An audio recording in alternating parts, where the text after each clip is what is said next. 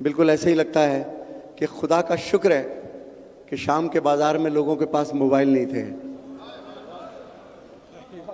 ورنہ سیدانیاں روتی رہتی اور لوگ اب موبائل سے ویڈیو بنا رہے ہوتے. بالکل ایسے ہی جیسے ابھی ہم نوئے پڑھ رہے ہیں، آپ پڑھو ہم ماتم کر رہے ہیں، مگر یہاں ایسا نہیں ہے.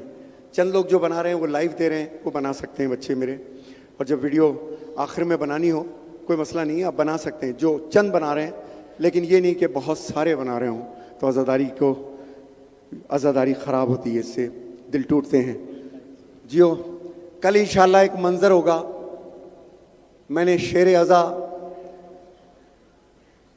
سید طالب علی حسین موسوی سے ایک درخواست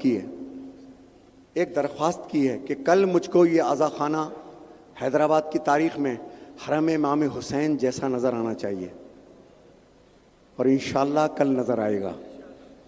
میری تائید کیجیے گا، انشاءاللہ کل نظر آئے گا. ایک چیز کی فرمائش کی ہے کہ جو ماتمیوں کے ساتھ بالکل ایسا لگے گا آپ کو کہ جیسے حرم امام حسین میں ماتم کر رہے ہیں. اور یہ ویڈیو جب جائے گی انشاءاللہ، یہ فرمائش ہاتھ جوڑ کے آپ سے ہے مولا حسین کے نام پر کہ جو چیز میں مولا حسین کے حرم میں دیکھ کے آیا ہوں تو کیا حیدرآباد کے عزا خانہ زہرا میں نہیں ہو سکتی؟ ہو سکتی ہے کہ نہیں ہو سکتی؟ بالکل ہو سکتی ہے. تو انشاءاللہ کل، اب یہ میں الوداعی نوحہ پڑھ رہا ہوں. ماتمیوں جو بھی سنگتیں جہاں سے آئی ہیں، جو نوحہ خوان ہیں جنہوں نے میرا ساتھ دیا ہے، میں سب کے لیے دعا کر رہا ہوں. بہت آپ نے وقت دیا. کل انشاءاللہ ایک تاریخ رقم ہوگی. کل آخر میں حیدرآباد کی آزاداری کی تاریخ میں ایک نئی چیز دے کر کے جاؤں گا انشاءاللہ. اگر آپ نے میرا ساتھ دیا، وہ حیدرآباد میں انشاءاللہ پہلی دفعہ ہوگا، میرے مولا نے چاہا. میرا ساتھ دیجیے گا. آخر میں قافلہ بنی اسد کی ایک صدا ہے کہ جب میں نے 1987 میں پیدل مشی کیا تھا، پیدل چلا تھا میں اپنے 2-3 دوستوں کے ساتھ. اس وقت اتنا رواج نہیں ہوتا تھا. عرب کے قبیلے جو چھوٹے چھوٹے قبیلے تھے وہ ہمیشہ علم لے کے، دیکھا ہوگا نا، کالے رنگ کا علم لے کر کے وہ کربلا کی طرف چلتے ہیں، ان کے ساتھ ہو لیا تھا. تو بنی اسد کی ایک صدا سنی تھی. یہ کلام میں روز پڑھوں گا، اس لیے کہ مجھے حکم ہے کہ یہ روز پڑھو اور میرا ساتھ دینا. ایک صدا امام حسین کی جب آپ سب مل کے دیتے ہیں. 2011 میں میری والدہ محترمہ دنیا سے چلی گئی. مجھ سے کہتی تھی کہ سرور جب سب ہاتھ بلند کر کے یا حسین کہتے ہیں تو میں مستورات میں عورتوں میں بیٹھی ہوتی ہوں، ایسا لگتا ہے جیسے کسی بیوی کے رونے کی صدا تو چیخ مار کے روتی ہے. اور آپ دیکھنا حیدرآباد کی تاریخ میں جب یہ سب ہاتھ بلند کر کے یا حسین کہیں گے تو آنکھ بند کرنا اور محسوس کرنا کہ تم حرم امام حسین میں ہو کہ نہیں ہو. ایک نئی بات ہے کہ نہیں ہے. میں یا حسین کہوں گا، پھر آپ کہنا ماتم بابا وہی کرنا. لوگ کہتے ہیں ندیم سرور بہت ہل کے پڑھتا ہے، ندیم سرور کے بال بہت ہلتے ہیں. میں کہتا ہوں یہ تو میری بچپن کی عادت ہے. جب تک پڑھنے میں جنون نہ ہو، جب تک کہ یہاں سے نہ پڑھا جائے سیدھا رہ کر کے، تو کوئی بھی جنون کی حالت نہیں ہوتی. ماتمی ہمیشہ بے قابو ہوتا ہے، ماتمی ملنگ مولا کا ہمیشہ بے قابو ہوتا ہے. تو میں یا حسین کی صدا بلند کروں گا پہلے 3 دفعہ آپ نے جواب دینا ہے، اور اس کے بعد ماتم کرواؤں گا.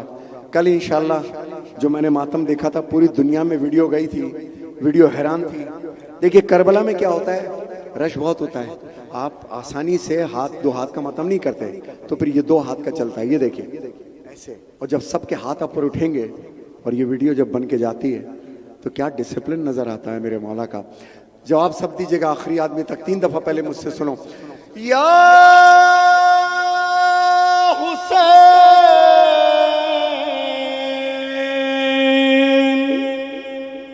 یا حسین،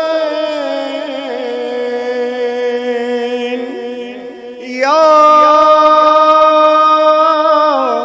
حسین. دونوں ہاتھ بلند کے رل مل کے یا حسین، یا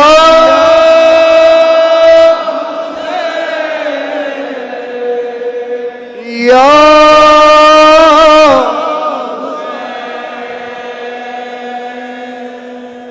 جزاک اللہ، جزاک اللہ.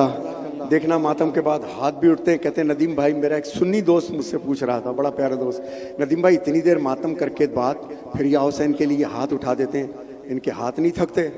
میں نے کہا بابا ان کی آنکھوں میں نوک نیزہ پہ ایک سر بلند نظر آتا ہے، چوتھے امام کے خون آلود قدم نظر آتے ہیں۔ مولا کوئی غم نہ دے سوائے غم حسین کے، مولا کوئی غم نہ دے سوائے غم حسین کے۔ اب ماتم کرنا وہی دونوں ہاتھ کا جو اٹھائیں۔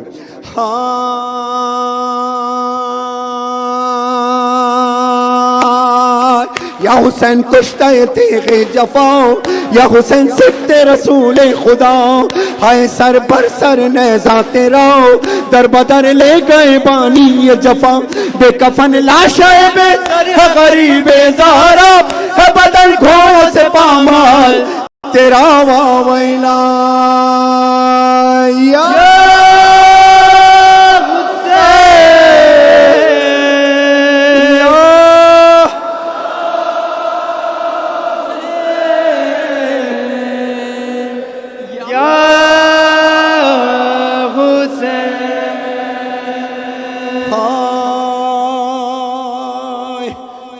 کراچی میں بھی اس طرح ہوتا ہے کہ کراچی میں بھی اس طرح ہوتا ہے کہ میں چیلم کے بعد 23 سفر 24 سفر 25 سفر 26 سفر 30-35 سال سے اپنے بچپن سے یہ مجلس پڑھتے ہوئے آ رہا ہوں میں، اور اللہ پروردگار کا بڑا شکر ہے ان مجلسوں میں آج بھی میں الوداع کرتا ہوں۔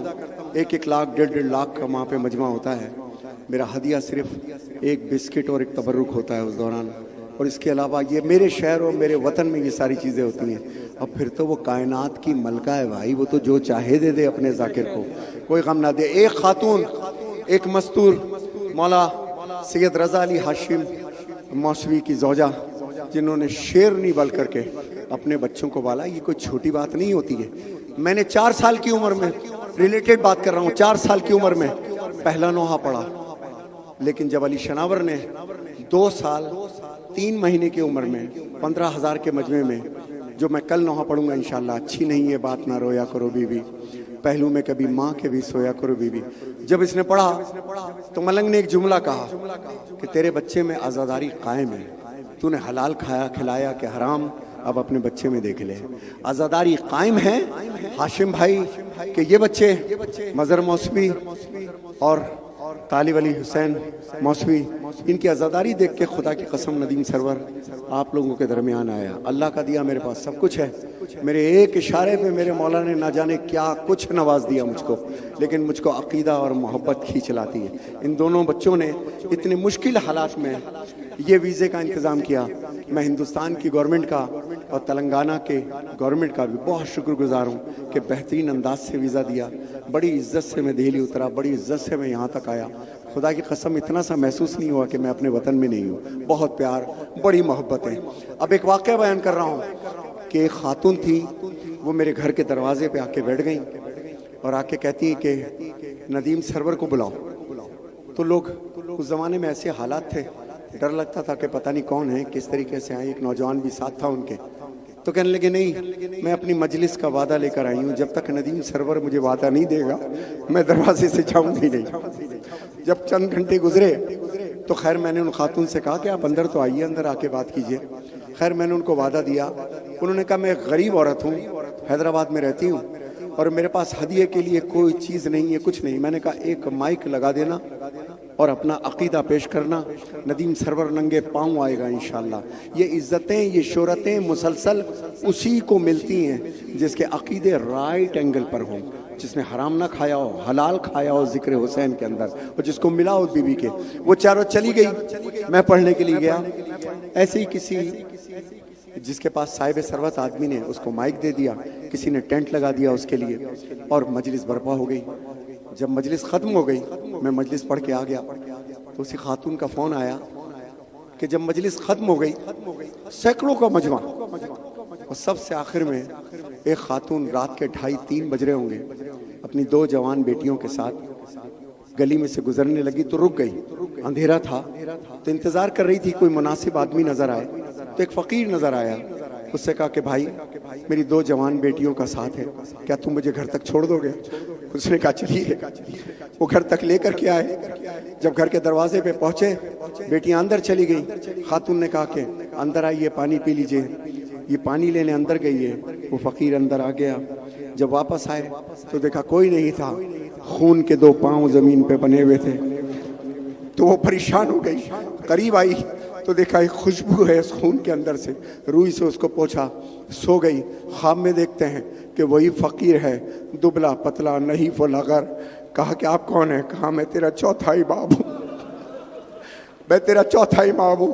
اس رات کے اندھیرے میں، اس بازار میں، اس گلی میں میری غیرت نے گوارا نہیں کیا کہ کوئی مستور اپنی جوان بیٹیوں کے ساتھ اکیلی ہو اور میں اس کو گھر تک پہنچانے جاؤں۔ یہ میرا مولا تھا۔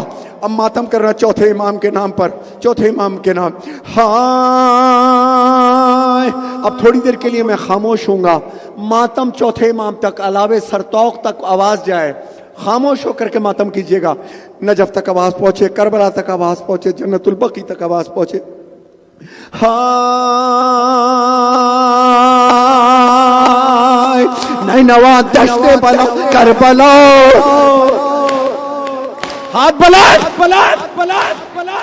کیوں ہوئی جور و جفا کربلا، کیا تھی پیاسوں کی خطا کربلا، کچھ تو کہہ کچھ تو بتا کربلا، اپنے مہربان پہ یہ بندش پانی کیوں گر، جس کی مادر کو مہر میں ملا حوض کوثر۔ یا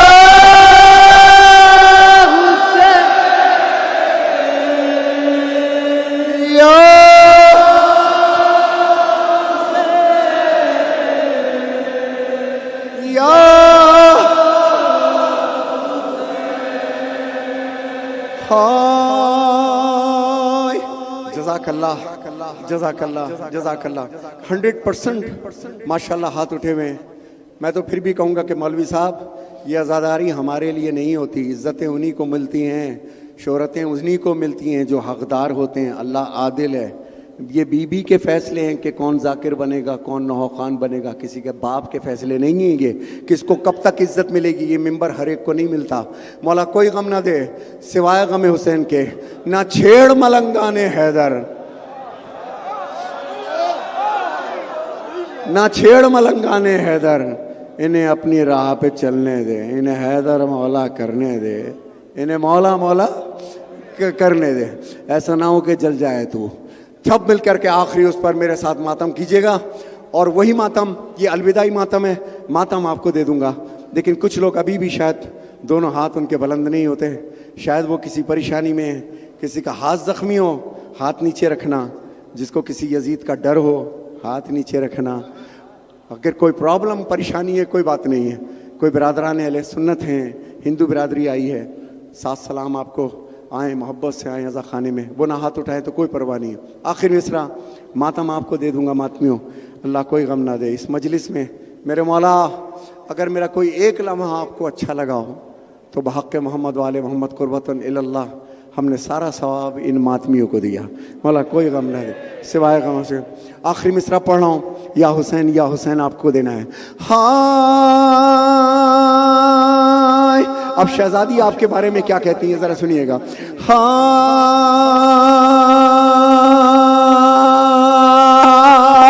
فاطمہ زہرا یہ دیتی ہیں دعا، تا قیامت رہے یہ فرش عزا، یوں ہی آتی رہے ماتم کی صدا۔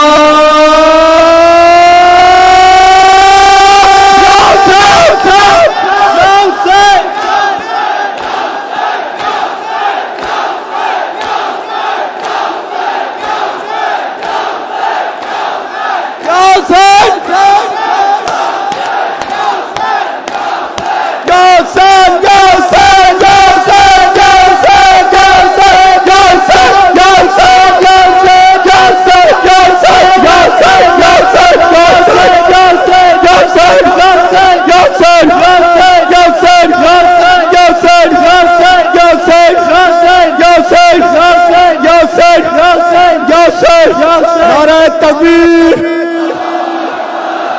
نعرہ رسالت، سب مل کر کے 1.25 لاکھ نعرہ مولا علی کے دشمنوں پہ لعنت۔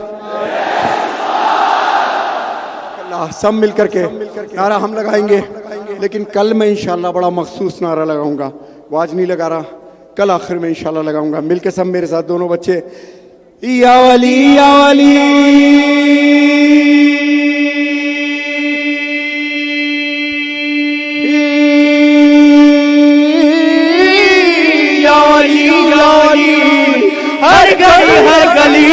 کر کے ذکر علی لگے نعرہ حیدری